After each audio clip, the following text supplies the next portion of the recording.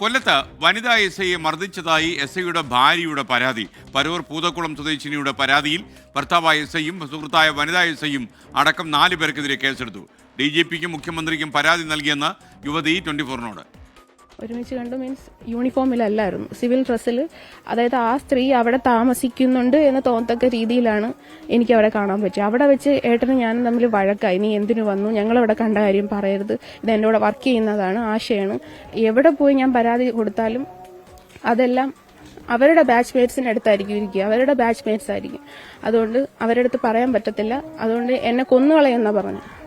മറ്റൊരു പെണ്ണിനെ കൂടെ ഞാൻ സഹിക്കണം, എൻ്റെ ഭർത്താവിന് വേണ്ടി ഞാൻ അനുവദിച്ചു കൊടുക്കണം എന്നുള്ളത് എനിക്ക് സഹിക്കാൻ പറ്റുന്നതായിരുന്നില്ല. പക്ഷെ അതിനേക്കാൾ ഉപരി എൻ്റെ വീട്ടിൽ വന്ന് എന്നെ കൊല്ലാൻ ശ്രമിക്കുക, എന്നെ കഴുത്തിന് ഞെക്കിപ്പിടിച്ച് എന്നെ ഇല്ലാതാക്കാനാണ് ശ്രമിക്കുന്നത്. എൻ്റെ മോളെ ഇല്ലാതാക്കും, എൻ്റെ അച്ഛനെയും അനിയത്തെയും കള്ളക്കേസിൽ കൊടുക്കുമെന്നാണ് പറഞ്ഞിരിക്കുന്നത്. അപ്പോൾ അതിനകത്ത് നിന്ന് എനിക്ക് നീതി വേണം. അരുൺ രാജ് കൊല്ലത്തു നിന്നും ചേരുന്നു.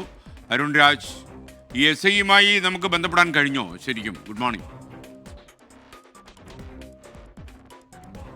Good morning S K. ഈ 2 എസ് ഐമാരുമായി നമ്മൾ സംസാരിച്ചിരുന്നു. ഈ പ്രതികളായി ഇപ്പോൾ പോലീസിന് മുമ്പിലുള്ള 2 എസ് ഐമാർ, ഒന്ന് സ്പെഷ്യൽ ബ്രാഞ്ചിലെ എസ് ഐ ആശയാണ്, രണ്ടാമത് S I Varkala S I ആയ അഭിഷേകാണ്. ഇരുവരും തമ്മിലുള്ള സൗഹൃദം അതിര് കടന്നു എന്നുള്ളതാണ് അഭിഷേകിന്റെ ഭാര്യ പോലീസിന് മുമ്പാകെ നൽകിയ പരാതിയുടെ പ്രധാനപ്പെട്ട ആരോപണം. ഈ സൗഹൃദം അതിര് കടന്നതിനെ തുടർന്ന് താൻ വിലക്കി. ഈ വിലക്കാണ് പിന്നീട് തനിക്കെതിരെ വലിയ പ്രശ്നങ്ങളിലേക്ക് നയിച്ചത്. തന്നെ കൊല്ലുമെന്നും ബന്ധുക്കളടക്കം കള്ളക്കേസിൽ കൊടുക്കുമെന്നും എസ് ഐ ആശ പറഞ്ഞതായാണ് ഈ പരാതിക്കാരി പോലീസിന് മുമ്പാകെ നൽകിയിരിക്കുന്ന മൊഴിയിലും പറയുന്നത്. 2017 എസ് ഐ ആയ അഭിഷേകും യുവതിയും തമ്മിൽ കല്യാണം നടക്കുന്നത്. അത് 100 പവനും കാറും 5 ലക്ഷം രൂപയും അടക്കം നൽകിയിട്ടാണ് കല്യാണമടക്കം കഴിച്ചത്. സ്ത്രീധന തുക പോലും എസ് ഐ ആയതുകൊണ്ട് ചോദിച്ചു വാങ്ങുകയായിരുന്നു എന്നുള്ളതാണ് യുവതിയുടെ കുടുംബം തന്നെ പറയുന്നത്. യുവതിയും അത് സാക്ഷ്യപ്പെടുത്തുന്നു.